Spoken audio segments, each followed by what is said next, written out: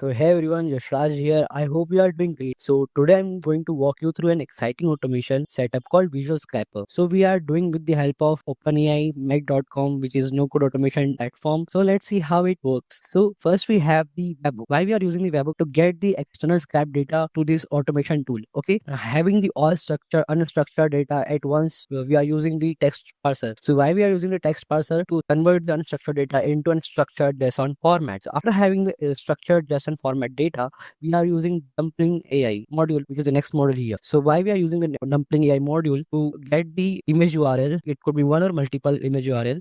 We take the screenshot of every image using this module, and after it could be one or multiple images. We are using the OpenAI, the next module after our Dumpling AI, to analyze one or multiple images here. And now after analyzing the one or multiple images, we are scrapping the inside data from the image. Now we have the multiple images data at once. Now we are using the tool here, which is a text aggregator. So why we are using that? It aggregates the multiple data from the image. Like we have 10 images and 10 images have different data in it. Now we want to convert 10 image data into one. So we are using the aggregator here. So it makes an array which has 10 image data in it. Okay. So after that we have tool here. Why this tool again come here? Convert all data into one array. Okay. So what's the all data means? We have 10 images. Okay. Now other than 10 images, we do also have the text and all something we have. So we can also aggregate with these images. Now we have one array that has text and images in that. Okay. Now after having the all of data, we are using the webhooks and the response out of this automation tool. Okay. So this was all about this